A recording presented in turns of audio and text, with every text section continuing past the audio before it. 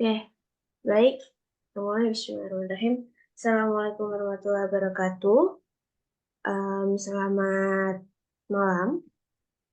Pada hari ini, kelompok 3 akan mempresentasikan tentang pengintegrasian teknologi dan media dalam pembelajaran di perusahaan education teknologi pada platform Ruang Guru.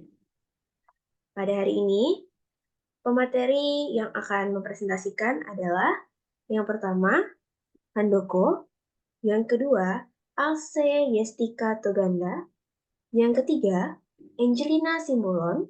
Yang keempat, Ria Oktaviani. Dan terakhir saya sendiri, Mardiah Nur Arifah.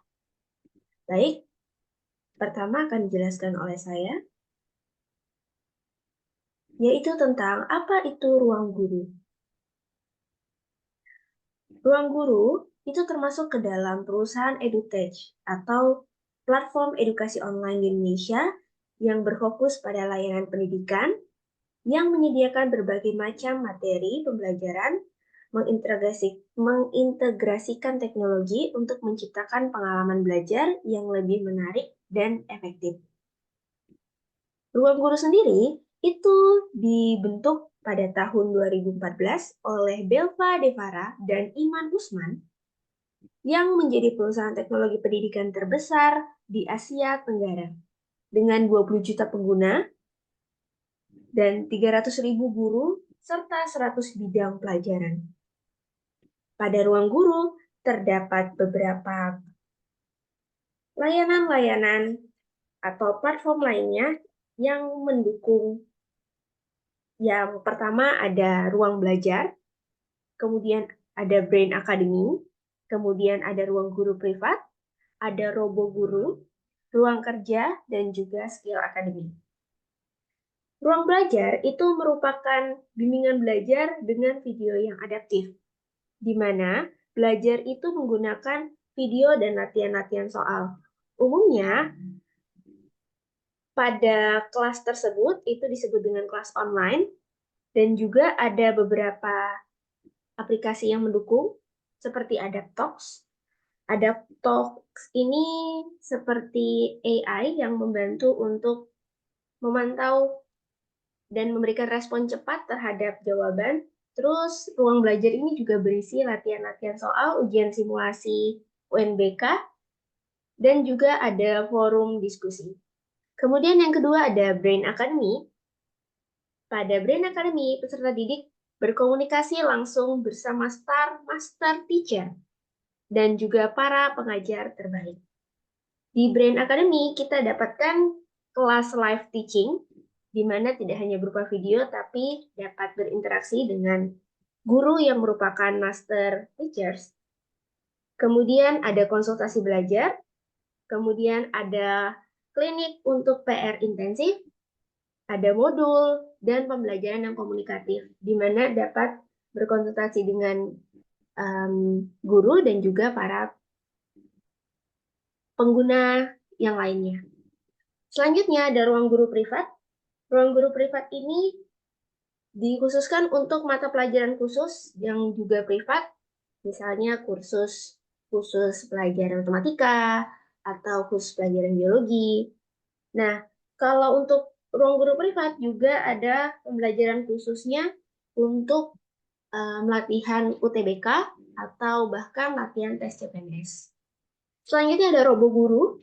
Robo Guru ini bertujuan untuk foto dan upload soal.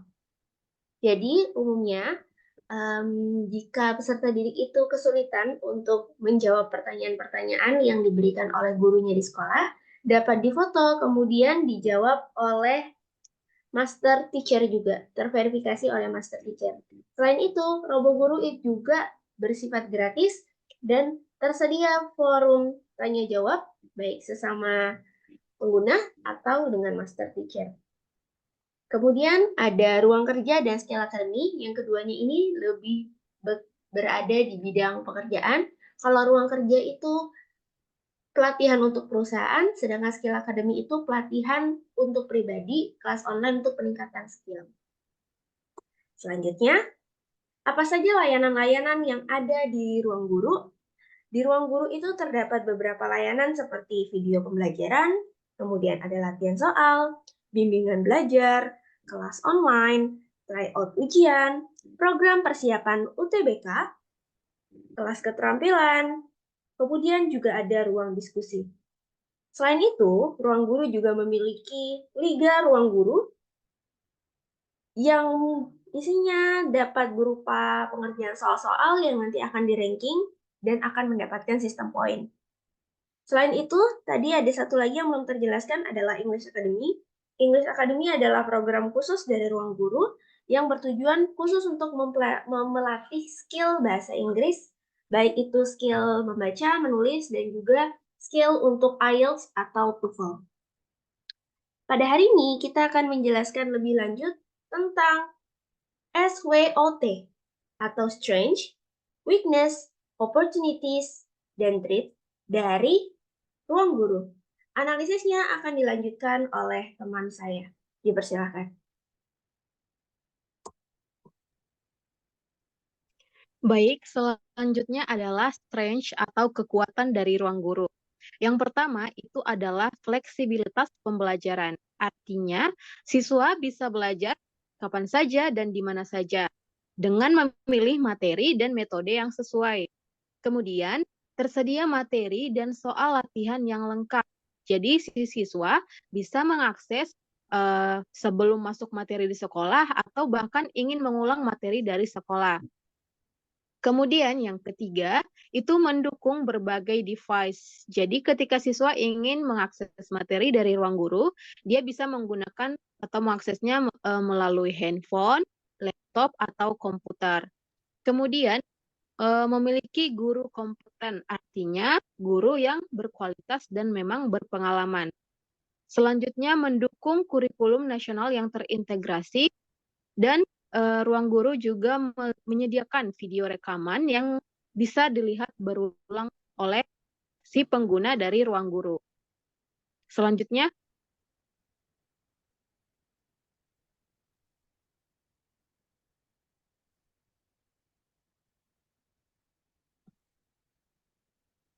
virus yang juga dimiliki makhluk hidup. Punya struktur, berkembang biak. Oke, good. Yang pertama, tubuhnya terstruktur. berikut merupakan video pembelajaran yang aktif dan interaktif dari ruang guru.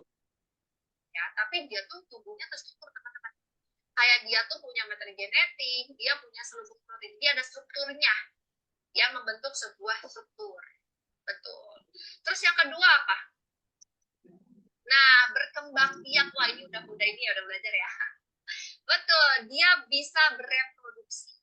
Tapi bereproduksi itu harus wajib kudu ada di dalam inangnya. Nah, makanya virus itu disebut sebagai apa? Ada yang tahu nggak? Kalau virus ini itu harus berada di dalam inang. Nah, berarti dia tuh termasuk apa? Obligat, betul ya. Dia ini merupakan parasit obligat. Obligat intra.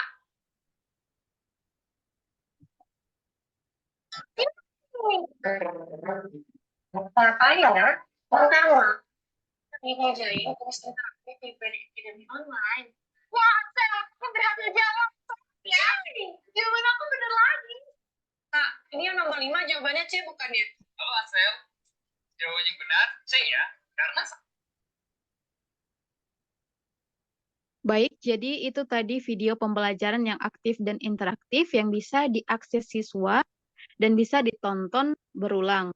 Kemudian, strength atau kekuatan dari ruang guru ini, dia itu mengikuti perkembangan pendidikan 5.0 yang berbasis digital dan internet sehingga menumbuhkan minat dan motivasi belajar peserta didik. Kemudian ruang guru ini juga memiliki platform yang berkualitas dengan soal-soal yang up to date atau pengalaman dari teman yang kerja di ruang guru itu katanya bahwa soal untuk masuk PTN atau masuk ke kepolisian dan tes-tes lainnya itu memang sering sesuai dengan yang biasanya diujikan walau harganya mahal. Tapi mereka sukses untuk membuat banyak peserta didik lolos di PTN yang diharapkan. Jadi intinya kredibilitasnya itu diakui. Baik, mungkin sekian untuk strength atau kekuatan dari ruang guru. Terima kasih.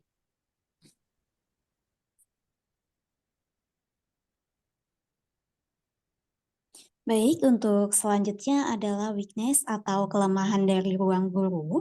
Yang pertama, seperti yang telah diinformasikan oleh teman saya sebelumnya, yang menyatakan bahwa tentang harga. Untuk ruang guru ini memang di beberapa, terutama untuk yang privat ataupun yang premium, itu memiliki harga yang sedikit mahal dan tidak bisa terjangkau oleh semua siswa. Dan juga di Indonesia kita mengetahui bahwa belum seluruhnya desa dan juga kelurahan di Indonesia ini terjangkau oleh akses internet. Dapat kita lihat bahwa berita suara.com pada tanggal 10 September di 2024 menyatakan bahwa masih ada 422 desa dan kelurahan di Sulawesi Selatan yang belum mendapatkan akses internet tersebut. Dari hal ini menjadikan beberapa kelemahan dari ruang guru tersebut. Next. Nah, berkaitan dengan akses internet, jadi ini juga mengakibatkan beberapa yang terutama adalah siswanya ya. Untuk siswa masih keterbatasan untuk penggunaan teknologi, terutama ini adalah di daerah-daerah yang terpencil tersebut seperti itu. Next. Karena ruang guru ini sebenarnya ada yang offline dan online. Yang lebih kami analisis SWOT-nya itu adalah untuk yang online-nya, karena ruang guru sendiri mengunggulkan untuk yang online-nya. Karena ini merupakan virtual, jadi untuk guru dan juga siswa itu keterbatasan interaksi langsungnya sedikit sekali. Ada beberapa yang premium seperti privat tadi, dan juga video yang ditampilkan sebelumnya yang interaktif itu adalah untuk tidak semua program ruang guru dapat seperti itu. Tapi itu adalah untuk yang premiumnya. Next. Seperti yang saya informasikan sebelumnya, karena ruang guru ini virtual, sehingga guru itu kesulitan mengetahui karakteristik peserta didiknya. Padahal seorang guru harus mengenal karakteristik peserta didik untuk mengetahui seperti bagaimana peserta didik itu untuk model pembelajarannya, video kah, atau visual, atau sebagainya, seperti itu. Jadi sebenarnya itu sangat penting diketahui oleh seorang guru. Dan selanjutnya akan dilanjutkan oleh rekan saya.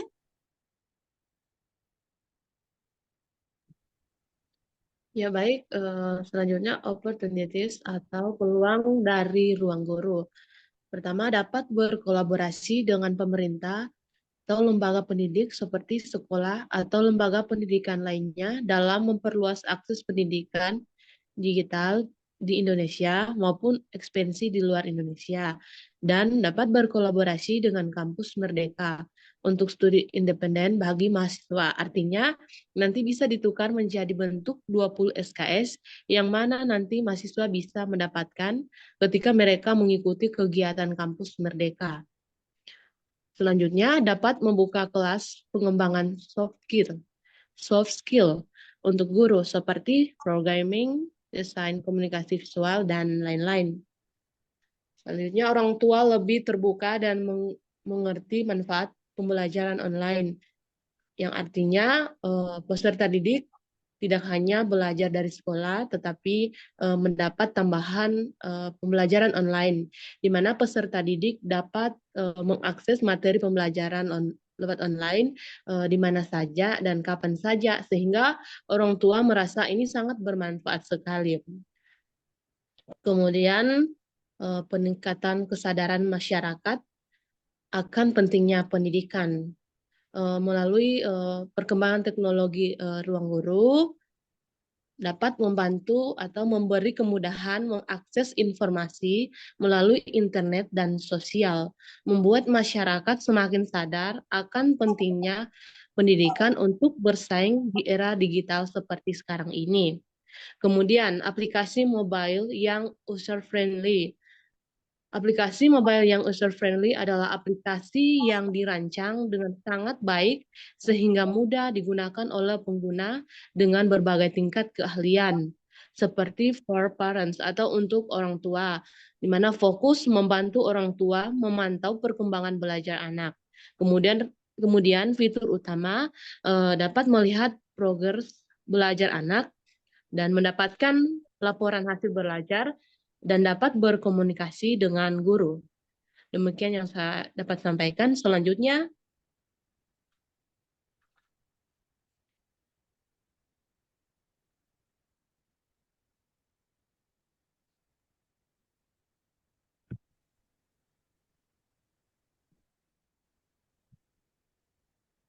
Selanjutnya, threat atau ancaman. Salah satu menjadi ancaman dari ruang guru itu adalah munculnya startup edutech terbaru.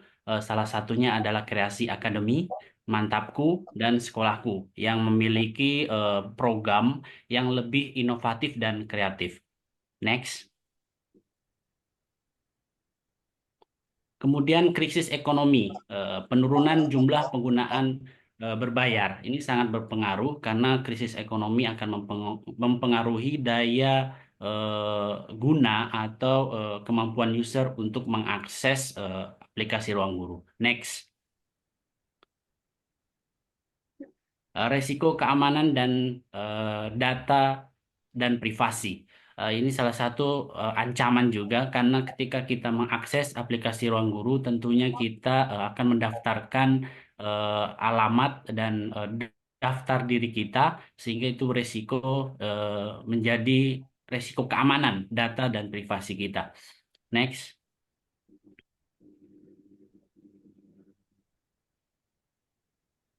Next, berikutnya perubahan kebijakan oleh pemerintah. Misalkan pemerintah membuat sebuah aplikasi yang menyerupai ruang guru, tentunya itu sangat mengancam dari keberadaan eksistensi dari ruang guru. Misalkan pemerintah membuat aplikasi yang serupa dengan fitur-fitur yang lebih baru dan lebih inovatif akan sangat mengancam keberadaan dari ruang guru. Tentunya salah satu contoh juga bisa dari pemerintah membuat kebijakan menghilangkan SBMPTN yang tentunya akan merugikan dari aplikasi ruang guru karena kita tahu sendiri pengguna atau user dari ruang guru ini adalah siswa-siswa dari SMA, SMP, dan SD. Next.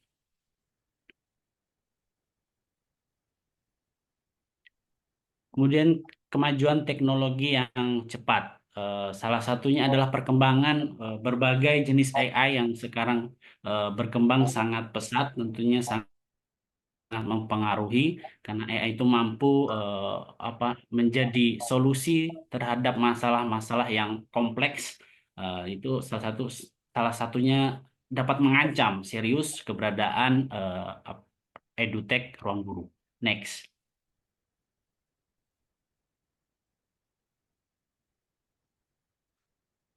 Aspek ketersediaan. Yang pertama jenis teknologi yang digunakan tersedia, kemudian jenis multimedia yang digunakan juga tersedia, kemudian kekuatan atau keunggulan teknologi dan multimedia yang digunakan juga tersedia. Kelemahan dan kekurangan teknologi multimedia yang digunakan juga tersedia, kemudian peluang integrasi teknologi dan multimedia yang digunakan ke dalam pembelajaran di Indonesia itu juga tersedia.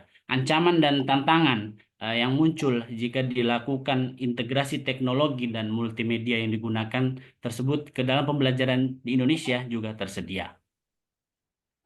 Demikianlah analisis SWOT dari perusahaan edutech Ruang Guru. Saya ucapkan terima kasih. Assalamualaikum warahmatullahi wabarakatuh.